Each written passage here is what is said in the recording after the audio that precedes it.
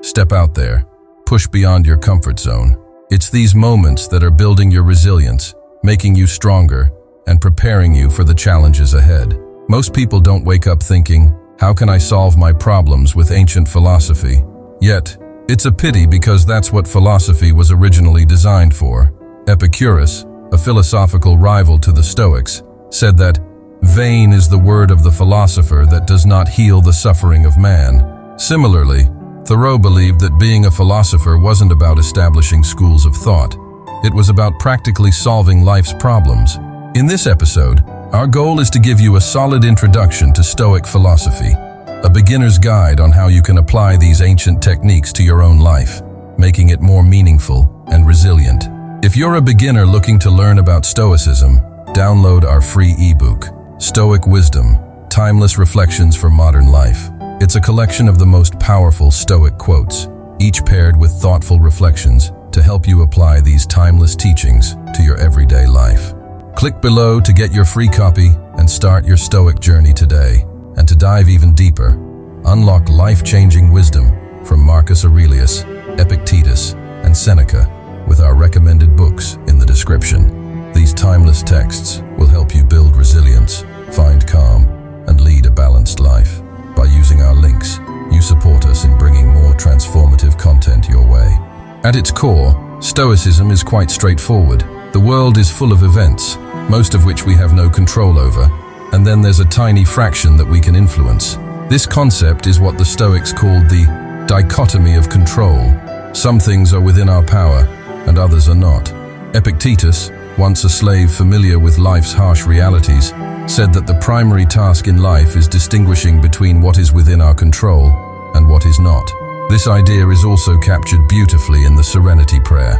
If something is within your control, then it's worth all your effort and energy. If it's not, then it's not worth your concern or worry. You can't really separate Stoicism from the practice of journaling. They are intertwined. Marcus Aurelius's Meditations was essentially a personal journal. Journaling helps clear the mind, center your thoughts, and focus on self-improvement. Seneca emphasized the importance of daily self-reflection, reviewing each day to identify where you fell short and how you can improve. The journal pages are for you alone. They don't need to be seen by anyone else, and you don't even need to look at them often. The act of writing itself is where the growth happens. The Stoics also believed in the value of hard winter training.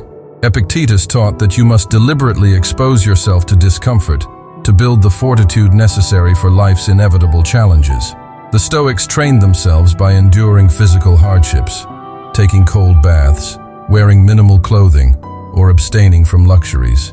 They knew that getting comfortable with discomfort was essential for surviving and thriving in tough times. So if it's freezing outside, step out there, embrace it, let the cold strengthen you. Turn the shower to its coldest setting, and realize that each moment of discomfort is a step toward a stronger, more resilient you. How we choose to interpret events in our lives fundamentally shapes our reality. The Stoics believed that our perspective is what colors our experiences.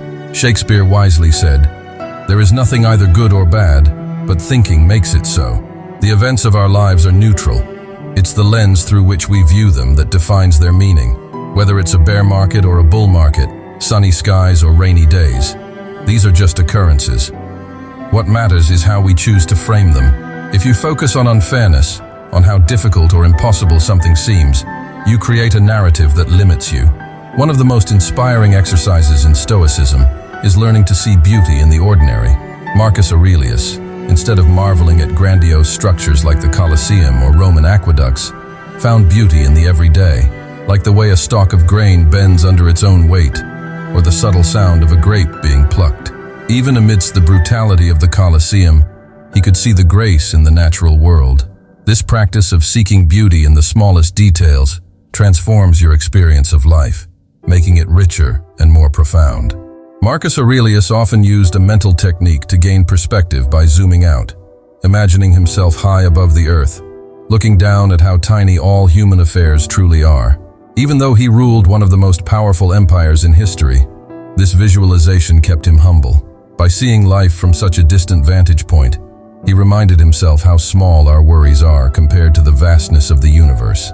This sense of humility and perspective can help wash away stress and ground us in the present moment.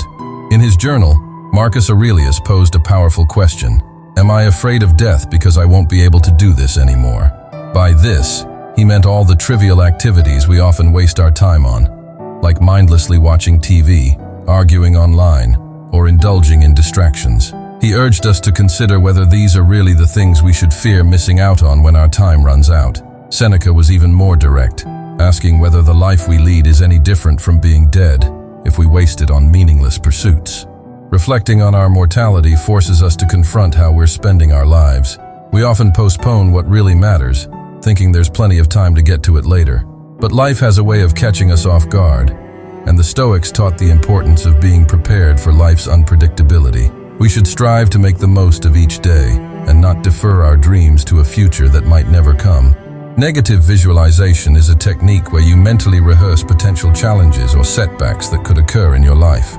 The goal is not to dwell on these events with dread, but to prepare your mind for the possibility that they could happen.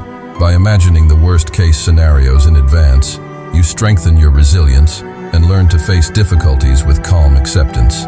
Spend a few minutes each day visualizing something going wrong, whether it's losing a job, facing a health issue, or dealing with a tough conversation. Think through how you would handle the situation gracefully and what actions you could take. This practice helps you appreciate the present moment, reduces fear of the unknown, and equips you with a mindset ready to tackle life's inevitable challenges with equanimity. Progress starts with acceptance. If you're constantly resisting reality, blaming others, or denying what's happening, you can't move forward. The Stoics called this the art of acquiescence, which means embracing your circumstances instead of running from them. Beyond acceptance lies amor fati, the love of one's fate. It's not enough to merely tolerate what happens. You should welcome it and find a way to use it to your advantage. In conclusion, Stoicism offers a practical framework for navigating life's challenges with resilience and wisdom.